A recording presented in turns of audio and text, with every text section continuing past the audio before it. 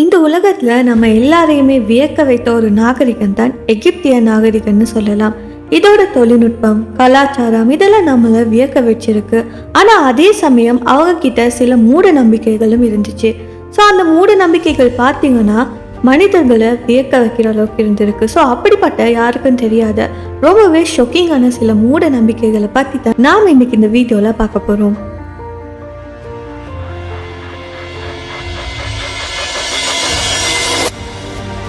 So பண்டைய எகிப்திய காலத்தில் சிவப்பு நிறத்தில் முடியிருக்கிற மனிதர்களை ரொம்பவே சந்தேகமாக பார்த்தாங்க. ஏன்னா அவங்களோட மித்தாலஜியில் இருந்த செட்னு சொல்லக்கூடிய ஒரு கடவுளோட ஸ்டோரி தான் இதுக்கு காரணம். ஸோ இந்த செட்னு சொல்லக்கூடியது ஒரு தீய கடவுளாக கன்சிடர் பண்ணியிருக்காங்க. ஸோ அவங்களோட டிஸ்கிரிப்ஷனில் சிவப்பு நிறத்தில் முடி இருக்கிறது இதனாலேயே அன்யூஷுவலாக இருந்திருக்கு. ஸோ அதனால தான் அந்த காலத்தில் சிவப்பு நிறத்தில் முடி இருக்கிற மனிதர்களை செட்டோட ஃபாலோவர்ஸ்னு சொல்லி அவங்க நம்பினாங்க. இல்லைன்னா அந்த கடவுளோட ஒரு தீய தொடர்பு இருக்கக்கூடியவங்க சொல்லி எகிப்தியன்ஸ் நம்பினாங்க.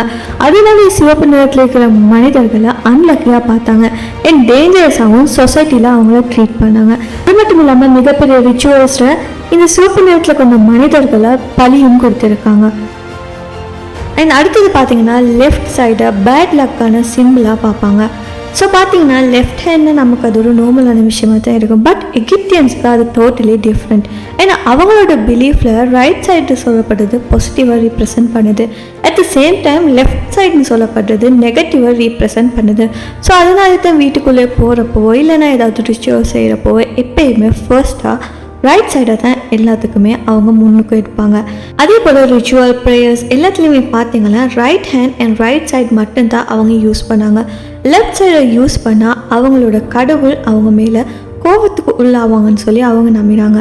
அது மட்டும் இல்லாமல் அவங்களோட ட்ராவிங்ஸை வரைகிறப்ப கூட லெஃப்ட் சைடில் பார்த்தீங்கன்னா எனிமி இல்லைன்னா ஈவில் கிரியேச்சர்ஸ் எல்லாம் ட்ரா பண்ணியிருக்காங்க. ஸோ இன்னொரு அன்பிலீவபிளான மூட நம்பிக்கை என்னன்னா க்ரொக்கடைலோட டங்க், அதாவது முதலையோட மோஷன் ரொம்பவே பவர்ஃபுல்லான ஒரு சப்ஸ்டன்ஸ்னு சொல்லி அவங்க நம்பியிருக்காங்க. ஸோ ஃபர்ஸ்ட்டுக்கு அதை என்னத்துக்கு யூஸ் பண்ணியிருக்காங்கன்னா அந்த காலத்தில் பெண்கள் க்ரொக்கடைலோட டங்கை சில ஹர்பல் ஹனி மிக்ஸ் பண்ணி யூஸ் பண்ணியிருக்காங்க. இதோட ஐடியா என்னென்னா அது வொம்பை பிளாக் பண்ணி அன்வான்டான ப்ரெக்னென்சியை ப்ரிவெண்ட் பண்ணும், அதாவது பர்த் கண்ட்ரோல் மெத்தட் போல் ட்ரீட் பண்ணியிருக்காங்க. அதுக்கப்புறம் பார்த்தீங்கன்னா ஸ்பிரிச்சுவல் ப்ரொடெக்ஷனுக்கும் யூஸ் பண்ணியிருக்காங்க. சில பேர் நம்பினாங்கன்னா க்ரொக்கடைல் தான் ரிவர் நைலோட டேஞ்சரஸான கார்டியன்னு நம்பியிருக்காங்க.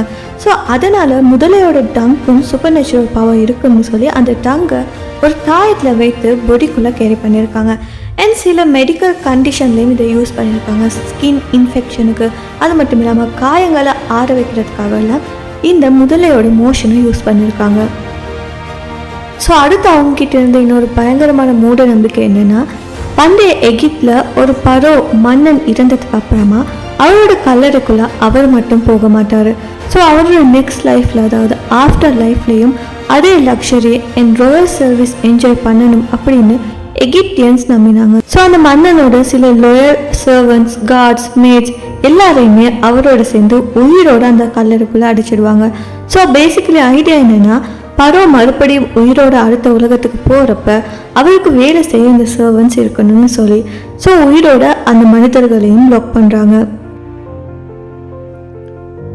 அண்ட் நெக்ஸ்ட் பார்த்தீங்கன்னா பண்டைய எகிப்தியர்களுக்கு கண்ணாடி, அதாவது மிரர் ஒரு சாதாரண ஒப்ஜெக்டாக இருக்கல, அதை அவங்க ஒரு ஸ்பிரிச்சுவல் டோர்வே மாதிரி நம்பினாங்க. அவங்களோட நம்பிக்கை என்னென்னா கண்ணாடியோட சர்ஃபேஸில் ரிஃப்ளெக்ட் ஆகிற இமேஜ், அதாவது அவங்களோட உருவம் ஜஸ்ட் அவங்களோட முகத்தை மட்டும் காட்டுறதில்ல, அது அவங்களோட சோலை கூட கேப்சர் பண்ணணும்னு சொல்லி அவங்க நம்பினாங்க. அதனாலே சில பெரிய ரிச்சுவல்ஸில் கண்ணாடியை பயன்படுத்தி கடவுளோட உலகத்துக்கு டிரெக்டாக கனெக்ட் பண்ணலாம்னு சொல்லியும் அவங்க நம்பினாங்க. ஆனால் அதே சமயம் ஒரு டார்க் சைடான பிலீஃபும் இருக்குது. அது என்னென்னா மிரர் ஓப்பனை வச்சுட்டா அதில் இருக்கிற தீய ஆவிகள் வெளியே வரலாம்னு சொல்லி அப்படின்னு அவங்க நம்பினாங்க. அதனாலே சில பரியர் செரமனிஸில் சில மிரர்ஸை கல்லறைக்குள்ளே வைக்காமலே பிரேக் பண்ணி கவர் பண்ணுவாங்க. காரணம் என்னென்னா அந்த தீய ஆவிகள் உயிரோடு இருக்கிறவங்கள டிஸ்டர்ப் பண்ணக்கூடாதுன்னு சொல்லி. இன்னொரு ஷாக்கிங்கான டீட்டெயில் என்னன்னா சில எகிப்தியன் டெக்ஸ்ட்லாம் மென்ஷன் பண்ணியிருக்காங்க ஒருத்தர் மிரர் நீண்ட நேரம் பார்த்துக்கிட்டு இருந்தாங்கன்னா அவங்களோட ஃப்யூச்சரை கூட கிளிம்ஸ் பண்ண முடியும் அப்படின்னு சொல்லி. ஸோ அது ஒரு வகை ஃபார்ச்சூன் டெல்லிங் டூலாகவும் அவங்க யூஸ் பண்ணியிருக்காங்க. ஸோ இதுதான் பழமையான எகிப்தியர்களிடமிருந்த சில ட்ரூலி க்ரீப்பி அண்ட் டார்க்கான, அது மட்டும் இல்லாமல் அன்பிலிவபிளான மூட நம்பிக்கைகள்னு சொல்லலாம். ஸோ இதில் எது உங்களுக்கு ரொம்பவே ஷாக்கிங்காக இருந்துச்சுன்னு சொல்லி கமெண்ட்ஸில் கண்டிப்பாக சொல்லுங்கள். எகிப்தியர்களோட மூட நம்பிக்கையில் இந்த வீடியோ பார்ட் 1 இருக்குது. நாளைக்கு பார்த்தீங்கன்னா பார்ட் 2 வீடியோவும் வரப்போகுது. ஸோ அதில் இன்னுமே டார்க்கான அன்பிலிவபிளான சீக்ரெட் பற்றியெல்லாம் நாம் எக்ஸ்ப்ளோர் பண்ண போகிறோம். Don't miss that. ஸோ இந்த வீடியோ பிடிச்சிருந்த மறக்காம இந்த வீடியோவை லைக் பண்ணி உங்கள் ஃப்ரெண்ட்ஸ் கூட ஷேர் பண்ணுங்கள். அது மட்டும் இல்லாமல் நம்ம சேனலை சப்ஸ்கிரைப் பண்ணி பக்கத்தில் இருக்க பெல் ஐக்கானையும் கிளிக் பண்ணிக்கோங்க. இன்னும் ஒரு இன்ட்ரெஸ்டிங்கான வீடியோவில் நான் உங்களை அடுத்து சந்திக்கிறேன். Until then, stay curious, stay safe.